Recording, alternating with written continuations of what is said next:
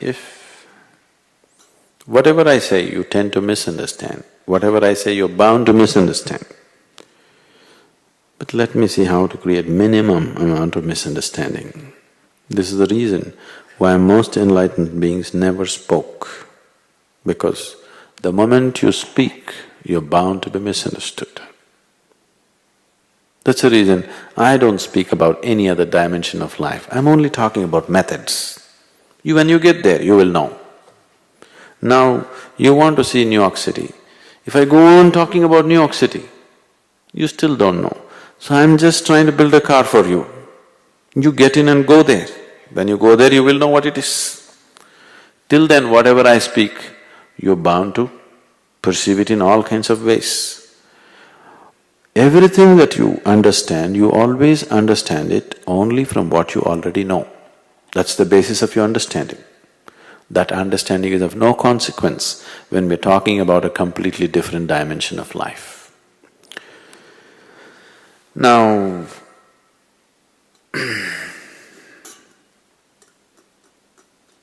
what enlightenment means for you would be, suppose you're here right now, you're in the body, but you don't belong to the body.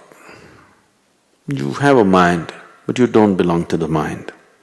You have a family, you don't belong to the family. You're in the world, but you don't belong to the family, to the world. But at the same time, everything is a part of you. You're not in conflict with anything. Everything is a part of you, but you yourself don't belong to anything. How would it be? You cannot imagine, isn't it? So in terms of your experience, how would it be? Suppose you spent a lifetime without ever knowing what's fear, what's anger, what's jealousy, what's hatred, what's anxiety.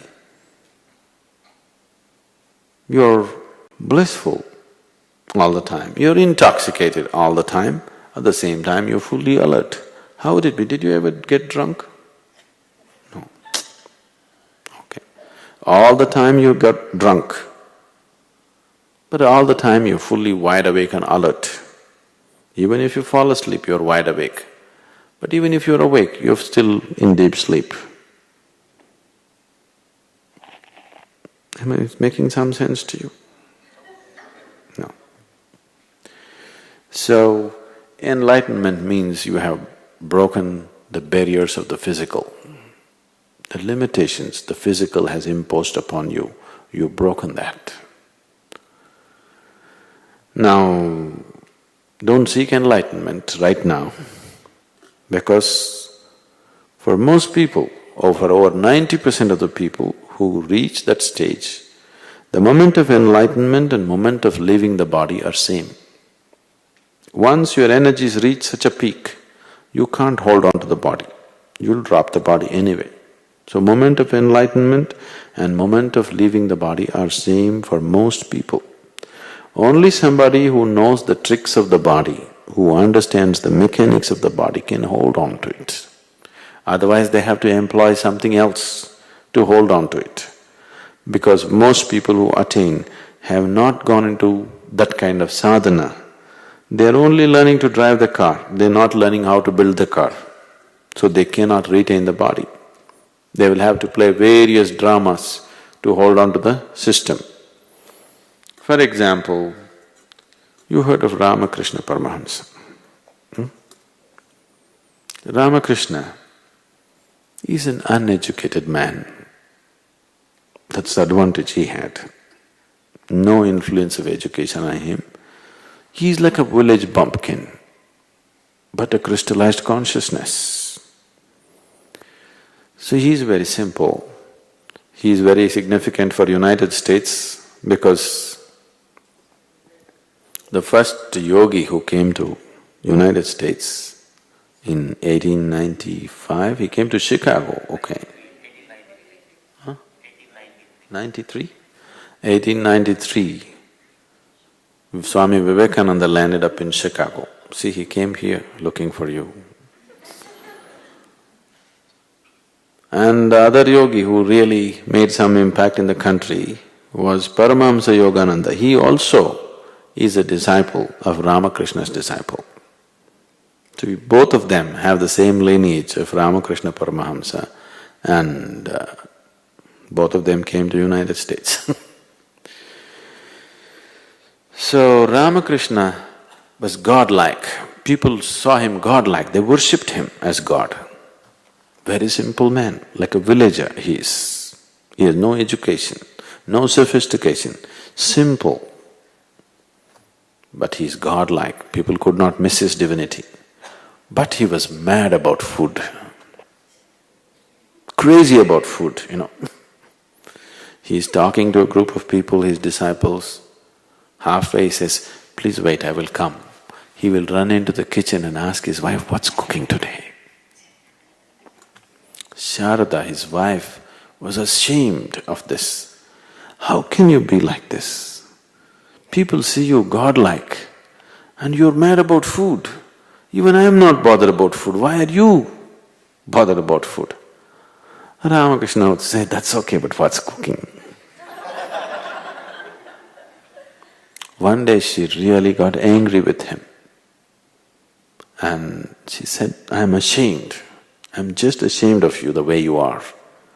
People are worshipping you like God and you are mad about food." That day he told her, "One day when you bring the thali means in India, in that part of the country, there's a large plate. In India people eat in such big plates. A large plate where food is pre-arranged and brought. Ramakrishna always sat on a swing.